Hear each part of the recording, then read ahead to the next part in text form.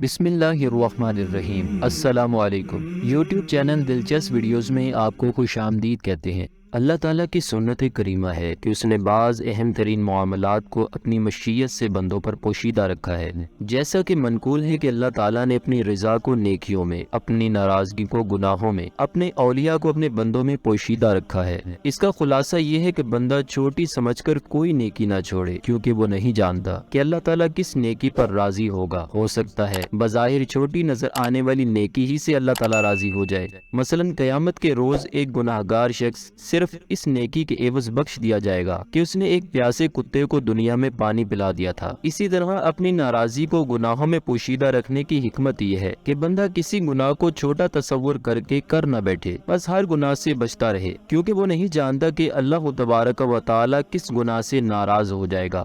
اسی طرح اولیاء کرام کو بندوں میں اس لیے پوشیدہ رکھا ہے کہ انسان ہر نیک حقیقی پابند شرع مسلمان کی رعایت اور تعظیم بجا لائے، کیونکہ ہو سکتا ہے کہ وہ ولی اللہ ہو۔ جب ہم نیک لوگوں کی دل سے تعظیم کیا کریں گے، بدگمانی سے بچتے رہیں گے اور ہر مسلمان کو اپنے سے اچھا تصور کرنے لگیں گے، تو ہمارا معاشرہ بھی صحیح ہو جائے گا اور انشاءاللہ ہماری عاقبت بھی سنور جائے گی۔ امام فخر الدین رازی رحمۃ اللہ علیہ تفسیر کبیر میں فرماتے ہیں، اللہ تعالیٰ نے شب قدر کو چند وجوہ کی بنا پر پوشیدہ رکھا ہے۔ اول یہ کہ جس طرح دیگر اشیاء کو پوشیدہ رکھا، مثلا اللہ تعالیٰ نے اپنی رضا کو اطاعتوں میں پوشیدہ فرمایا تاکہ بندے ہر اطاعت میں رغبت حاصل کریں، اپنے غضب کو گناہوں میں پوشیدہ فرمایا کہ ہر گناہ سے بچتے رہیں، اپنے ولی کو لوگوں میں پوشیدہ رکھا تاکہ لوگ سب کی تعظیم کریں، قبولیت دعا کو دعاؤں میں پوشیدہ رکھا کہ سب دعاؤں میں مبالغہ کرے، اور اسم اعظم کو اسماء میں پوشیدہ رکھا کہ سب اسماء کی تعظیم کرے، اور صلاۃ وسطیٰ کو نمازوں میں پوشیدہ رکھا کہ تمام نمازوں پر محافظت یعنی ہمیشگی اختیار کرے، اور قبول دعا کو پوشیدہ رکھا کہ بندہ توبہ کی تمام اقسام پر ہمیشگی اختیار کرے، اور موت کا وقت پوشیدہ رکھا کہ مکلف یعنی بندہ خوف کھاتا رہے۔ اسی طرح شب قدر کو بھی پوشیدہ رکھا کہ رمضان شریف کی تمام راتوں کی تعظیم کرے۔ دوسرا نقطہ یہ ہے کہ گویا اللہ تعالیٰ ارشاد فرماتا ہے، اگر میں شب قدر کو معین یعنی فکس کر کے تجھ پر ظاہر فرما دیتا، اور یہ کہ میں گناہ پر تیری جرت بھی جانتا ہوں، تو اگر کبھی شہوت تجھے اس رات میں معصیت کنارے پر لا چھوڑتی اور تو گناہ میں مبتلا ہو جاتا، تو تیرا اس رات کو جاننے کے باوجود گناہ کرنا لا علمی کے ساتھ گناہ کرنے سے بڑھ کر سخت ہوتا۔ تیسرا نقطہ یہ کہ میں نے اس رات کو پوشیدہ رکھا تاکہ بندہ اس کی طلب میں محنت کرے اور اس محنت کا ثواب پائے۔ چوتھا یہ کہ جب بندے کو شب قدر کا تعین حاصل نہ ہوگا تو رمضان شریف کی ہر رات میں اللہ تعالیٰ کی اطاعت میں کوشش کرے گا، اس امید پر کہ ہو سکتا ہے یہی رات شب قدر ہو۔ دوستو، شب قدر کے تعین میں علماء کرام کی کافی مختلف رائے پائی جاتی ہیں، یہاں تک کہ بعض بزرگوں کے نزدیک شب قدر پورے سال پھرتی رہتی ہے۔ مثلا فقیہ الامہ صحابی رسول حضرت عبداللہ بن مسعود رضی اللہ عنہ فرماتے ہیں، شب قدر وہی شخص پا سکتا ہے جو پورے سال کی راتوں پر توجہ رکھے۔ اس قول کی تائید کرتے ہوئے امام العارفین حضرت شیخ محی الدین ابن عربی رحمۃ اللہ علیہ فرماتے ہیں کہ میں نے شعبان المعظم کی 15ویں شب یعنی شب برات اور ایک بار شعبان المعظم کی ہی 19ویں شب میں شب قدر پائی ہے، نیز رمضان شریف کی 13ویں شب اور 18ویں شب میں بھی دیکھی، اور مختلف سالوں میں رمضان شریف کی آخری عشرے کی ہر تاک رات میں اسے پایا ہے۔ مزید فرماتے ہیں، اگرچہ زیادہ تر شب قدر رمضان شریف میں ہی پائی جاتی ہے، تاہم میرا تجربہ تو یہی ہے کہ یہ پورا سال گھومتی رہتی ہے، یعنی ہر سال کے لیے اس کی کوئی ایک ہی رات مخصوص نہیں ہے۔ حضرت امام مالک رضی اللہ عنہ کے نزدیک شب قدر رمضان شریف کے آخری عشرے کی تاک راتوں میں ہوتی ہے، مگر کوئی ایک رات مخصوص نہیں، ہر سال ان تاک راتوں میں گھومتی رہتی ہے، یعنی کبھی 21ویں شب لیلۃ القدر ہو جاتی ہے، تو کبھی 23ویں شب، کبھی 25ویں، تو کبھی 27ویں، اور کبھی کبھی 29ویں شب بھی شب قدر ہو جاتی ہے۔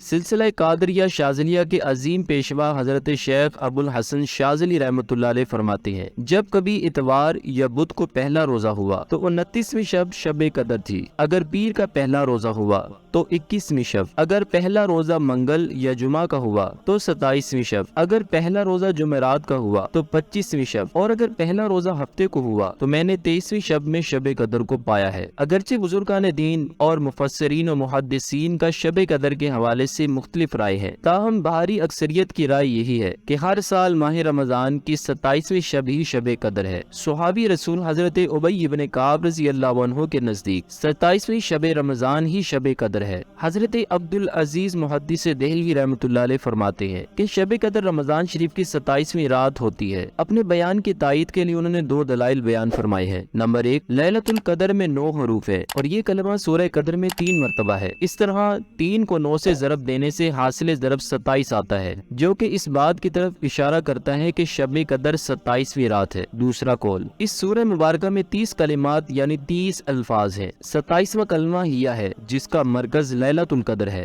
گویا کہ اللہ تبارک و تعالی کی طرف سے نیک بندوں کے لیے یہ اشارہ ہے کہ رمضان شریف کی 27ویں رات شب قدر ہوتی ہے۔ فرمان مصطفیٰ صلی اللہ علیہ وآلہ وسلم ہے، جس نے لا الہ الا اللہ الحلیم الکریم سبحان اللہ رب السماوات السبع ورب العرش العظیم 3 مرتبہ پڑھا تو اس نے گویا شب قدر حاصل کر لی۔ ہو سکے تو ہر رات 3 بار یہ دعا پڑھ لینی چاہیے۔ دوستو، ہو سکے تو سارا ہی سال ہر رات اہتمام کے ساتھ کچھ نہ کچھ نیک اعمال کر لینے چاہیے کہ نہ جانے کب شب قدر ہو جائے۔ ہر رات میں 2 فرض نمازیں آتی ہیں۔ دیگر نمازوں کے ساتھ ساتھ مغرب و عشاء کی نمازوں کی جماعت کا بھی خوب اہتمام ہونا چاہیے۔ اگر شب قدر میں ان دونوں کی جماعت نصیب ہو گئی تو انشاءاللہ تعالی بیڑا ہی پار ہے۔ بلکہ اسی طرح 5 نمازوں کے ساتھ ساتھ روزانہ عشاء اور فجر کی جماعت کی بھی خصوصیت کے ساتھ عادت ڈالیے۔ حضور صلی اللہ علیہ وآلہ وسلم کا فرمان ہے، جس نے عشاء کی نماز با جماعت پڑھی اس نے گویا آدھی رات قیام کیا،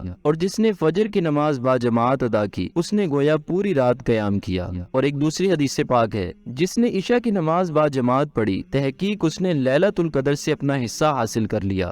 دوستو، اگر تمام سال یہی عادت جماعت رہی تو شب قدر میں بھی ان دونوں نمازوں کی جماعت انشاءاللہ نصیب ہو جائے گی، اور رات بھر سونے کے باوجود انشاءاللہ تعالی روزانہ کی طرح شب قدر میں بھی گویا ساری رات کی عبادت کرنے والے قرار پائیں گے۔ ام المؤمنین حضرت اماں عائشہ صدیقہ طیبہ طاہرہ رضی اللہ عنہا فرماتی ہے، میں نے بارگاہ رسالت صلی اللہ علیہ وآلہ وسلم میں عرض کی، یا رسول اللہ صلی اللہ علیہ وآلہ وسلم، اگر مجھے شب قدر کا علم ہو جائے تو کیا پڑھوں؟ فرمایا، اس طرح دعا مانگو، اللہم انک عفو کریم تحب العفو فاعف عنی، یعنی اے اللہ بے شک تو معاف فرمانے والا ہے اور معافی دینا پسند کرتا ہے، لہٰذا مجھے معاف فرما دے۔ اے کاش ہم روزانہ رات یہ دعا کم از کم ایک بار ہی پڑھ لیا کریں کہ کبھی تو شب قدر نصیب ہو جائے گی، اور 27ویں شب تو یہ دعا بار بار پڑھنی چاہیے۔ حضرت اسماعیل حقی رحمۃ اللہ علیہ تفسیر روح البیان میں یہ روایت نقل کرتے ہیں کہ جو شب قدر میں اخلاص نیت سے نوافل پڑھے گا اس کے اگلے پچھلے گناہ معاف ہو جائیں گے۔ حضور صلی اللہ علیہ وآلہ وسلم جب رمضان شریف کے آخری 10 دن آتے تو عبادت پر کمر باندھ لیتے، ان میں راتیں جاگا کرتے اور اپنے اہل کو جگایا کرتے۔ حضرت اسماعیل حقی نقل فرماتے ہیں، بزرگان دین اس عشرے کی ہر رات میں 2 رکعت نفل شب قدر کی نیت سے پڑھا کرتے تھے۔ نیز بعض اکابر سے منقول ہے کہ جو ہر رات 10 آیات اس نیت سے پڑھ لے تو اس کی برکت اور ثواب سے محروم نہ ہوگا۔ دوستو، یقیناً یہ رات منبع برکات ہے۔ چنانچہ حضرت انس بن مالک رضی اللہ عنہ فرماتے ہیں، ایک بار جب ماہ رمضان شریف تشریف لایا تو حضور انور صلی اللہ علیہ وآلہ وسلم نے فرمایا، تمہارے پاس یہ مہینہ آیا ہے جس میں ایک رات ایسی بھی ہے جو 1000 مہینوں سے بہتر ہے۔ جو شخص اس رات سے محروم رہ گیا گویا کہ تمام کی تمام بھلائی سے محروم رہ گیا، اور اس کی بھلائی سے محروم نہیں رہتا مگر وہ شخص جو حقیقتاً محروم ہے۔ ہم اللہ تعالیٰ سے دعا کرتے ہیں کہ اے ہمارے پیارے پیارے اللہ، اپنے پیارے حبیب صلی اللہ علیہ وآلہ وسلم کے طفیل ہم گناہ گاروں کو لیلۃ القدر کی برکتوں سے مالا مال کر اور زیادہ سے زیادہ اپنی عبادت کی توفیق مرحمت فرما۔